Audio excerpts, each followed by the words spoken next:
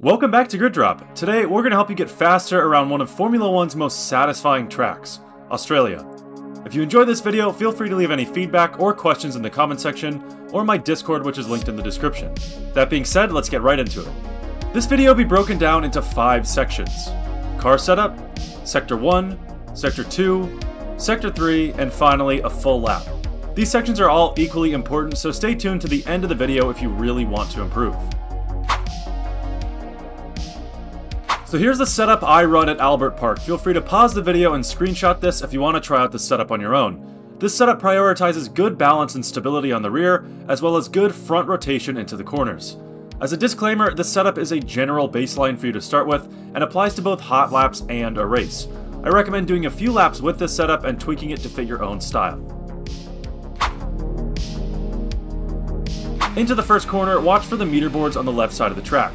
You want to brake right between the 100 and the 50 meter boards here, or if those are too hard to keep track of, you can brake right before this small patch of tarmac on the left. Under braking, immediately shift your eyes to the apex of the corner here, as you want to try to rotate the car as soon as possible. This is a full application of the brakes here, and just as you pass the 50 meter board under braking, you should already start turning into the corner. You really want to attack the apex here, as taking a lot of this inside curb makes your run through the next left-hander a lot smoother. Once turning into the corner, aim to take as much of this inside curb as you can. It's generally a pretty stable one and won't give you any issues, so I like to cut the curb completely, only leaving my left wheels inside track limits. At the apex, you should already be back on the power with about 50% throttle. This allows for a faster transition off the inside curb and a smooth run into the upcoming left-hander. If this line is taken properly, you should have no problem with track limits when entering that next left. If you go a bit wider at this apex, you'll have to wait a split second longer to get back on the power.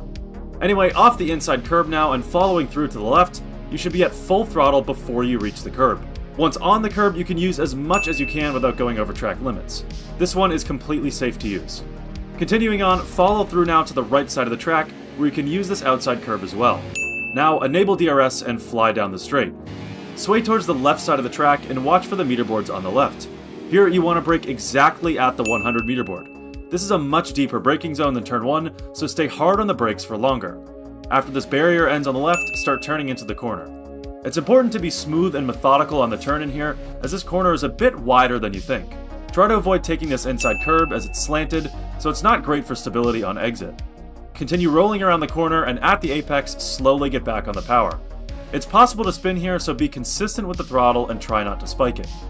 Sway out to the left side of the track on exit, continuing to increase the throttle. Once on the left now, at the wheel straight, increase to full power and pull towards the right side of the track. There are a few methods for taking this next corner. In my opinion, the most effective method here is to have about a 50% lift off the throttle once you reach this right side of the track and turn into the corner.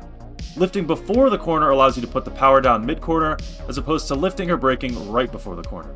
Once turning in, aim for this inside curb, and at the apex get back to full throttle.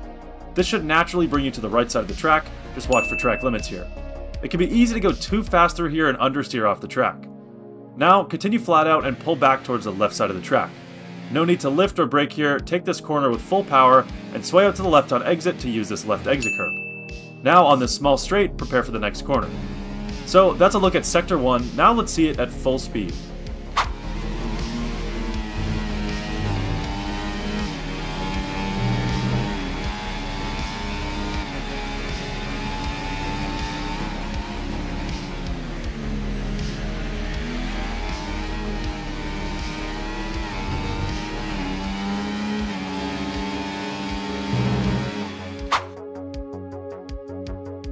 Heading into the first corner of Sector 2, stick to the right side of the track and stay in a straight line. This should leave you all the way to the left side of the track once you reach the corner. You should be braking at about the 70 meter mark here, so a couple car lengths beyond this 100 meter board. However, these are hard to see on track, so it's easier to just watch the corner and judge your braking that way. Keep your eyes on the apex, and you want a quick jab to 100% brake pressure, 1 or 2 downshifts, and to turn into the corner. You can really throw the car into the corner pretty aggressively here. Pretty much as soon as you're off the brake, so before you even reach the apex, you can already get back on the power.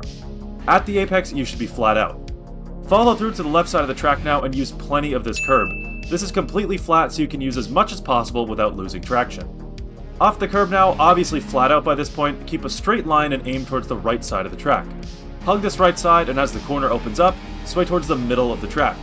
As the track twists to the right now, pull back to the right. Enable DRS at the line, and again, as the track moves left, hug the left side. This is all to create the straightest line possible through these corners. Hugging that left now, as it opens up, slowly sway towards the right side, and prepare for the corner. Sector 2 is pretty quick, so now let's see it at full speed.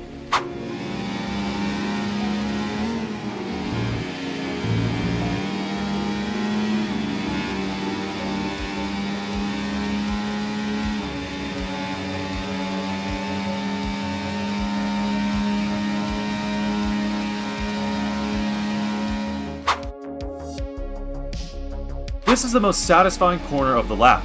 On the right side of the track now, watch for the meter boards on the right fence. Here you want to brake at exactly the 50 meter board. This is not a heavy braking zone by any means, so you want a quick jab to about 50% brake pressure and to immediately turn into the corner. Right after braking and as you turn in, get back on the power. Try to take some of this inside curb, and at this point you should be at about 60 or 70% throttle. Once off that curb, sway towards the middle, increase to full throttle, and immediately pull back to the left side of the track in order to create a wider line through this next right. Once on the left, stay flat out and turn in to the right. Now you can use this inside curb as well, but make sure to avoid going over track limits. Once at this curb, again, completely flat out, naturally follow through to the left curb on exit. This can also be fully used, so don't worry about losing traction or stability. These last couple of corners can be a little tricky, but with the proper line, it's pretty simple. Once on the exit curb now, obviously continue flat out and enable DRS at the line. Again, in order to create the straightest possible line through here, stick to the right side of the track and then move back towards the left to prepare for the next right-hander. Once approaching the corner, watch for the meter boards on the left. You want to brake pretty much at the 50 meter board. It can be easy to lock up here, so braking slightly before the 50 meter mark is okay too. Here you want a full use of the brakes all the way to 100% pressure, and the rest of the corner is pretty standard. Turn in, hit the apex, once at the apex get back on the power, and extend all the way to the left curb on exit. I like to avoid taking any of this inside curb as well, since it's possible to bump you around a bit. Once on the exit curb, power down and head towards the next open right-hander. Here you don't need to brake, just a slight lift of the throttle. Maybe take it down to about 70% for a split second. You should turn in parallel to this inside curb. In other words, when turning in, aim to be close to the inside right where this curb begins. Once at this point, stomp on the power and ride out the rest of the corner. This should naturally place you on the left side of the track when exiting, and you can use plenty of this exit curb. On the curb now, sway towards the right side of the track and watch for the 50 meter board ahead. It can be easy to lock up here, so I like to brake a bit before this board.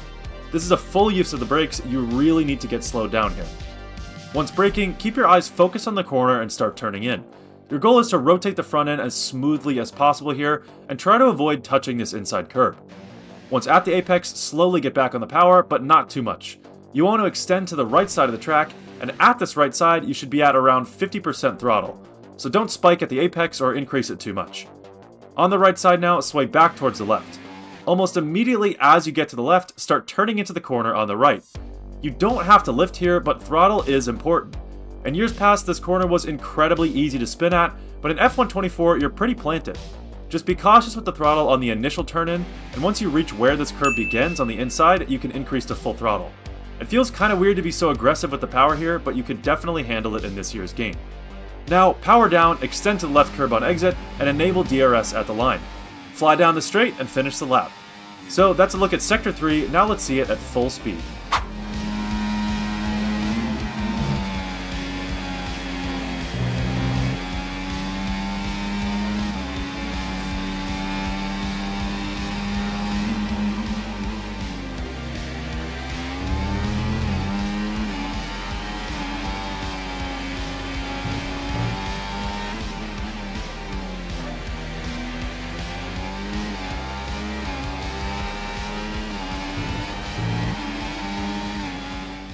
Now let's take a look at a full lap.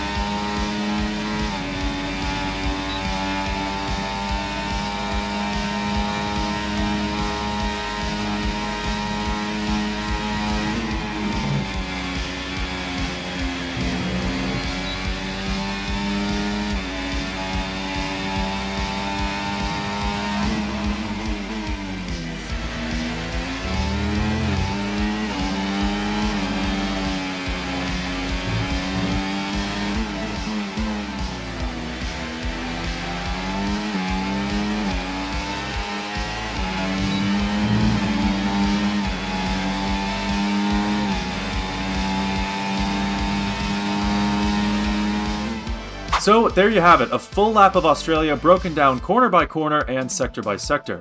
If you want to see more track guides on F124, have any questions, or need more tips, feel free to leave a comment on this video or in my Discord.